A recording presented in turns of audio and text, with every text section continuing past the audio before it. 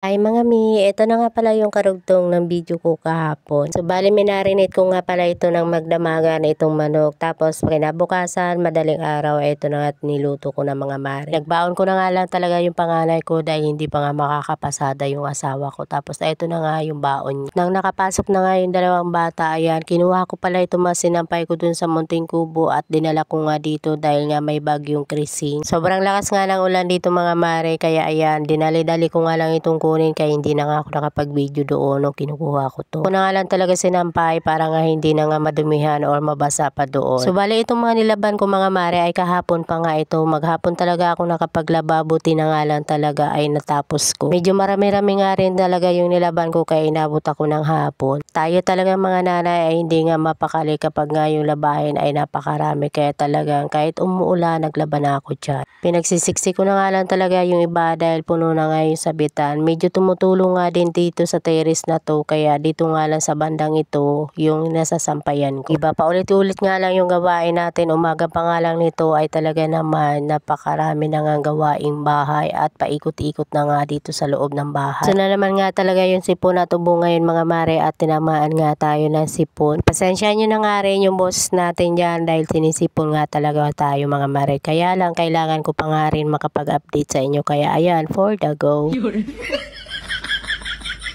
Medyo nasanay na nga rin talaga ako mga mare, parang hinahanap-hanap ko talaga mag voice over. Kapag hindi nga talaga ako nakapag-upload ng isang araw ay talaga naman para bang hindi kumpleto yung araw ko kapag wala akong update. Ayun na mga mare, fast forward tayo. May dumating na nga pala akong free sample galing nga sa Black App. At sana supportahan nyo ako dito mga mare sa Black App, papalo na nga rin. Bago pa lang tayo dito mga mare at kakunti pa nga lang yung followers. Pero thank you Lord kasi nga ito, mayroon na akong nare-receive na mga ganitong free sample. Napakalaking bagay na nga rin ito sa akin mga mare at nakaka-receive tayo ng mga ganito. Isa pala itong foot massage mga mare yung na-receive ko, kaya ayan, for the go. Syempre, tinry ko na nga yan mga mare at ayan, makikita nyo nga gumagana siya. Anyways, ito nga mga mare, bandang hapon, sobrang lakas na nga talaga ng ulan dito sa amin. At nagsuspended na nga ng klase sa hapon mga mare at yung asawa ko nga ay nagugutom nga, gustong daw niya ng merienda ng pansit. Bili nga pala ako sa labas niyan mga mare kahit umuulan, kaya ayan, for the go na nga pagka-uwi sa bahay. Ayan, biglang nagutom na nga rin at kumain na nga nitong pansit halo. Makto naman nga sa panahon, talaga masarap kumain ng ganitong pansit halo with sili tapos kalamansi. Tap ko nga pala dito yung asawa ko at saka yung panganay ko. Pasensya na at ayaw nga nila magpakita dyan sa camera. Habang kumakain with chika minute sa aking mga anak at saka sa asawa. Miss ko nga rin talaga kumain ng ganito mga mare dahil napakatagal ko nang hindi nakakain din ng pansit halo. Yan, for the subo na nga inyong kumare, tara kain tayo. Hanggang dito na lang muna. See you in my next vlog. Yun lang. Bye-bye.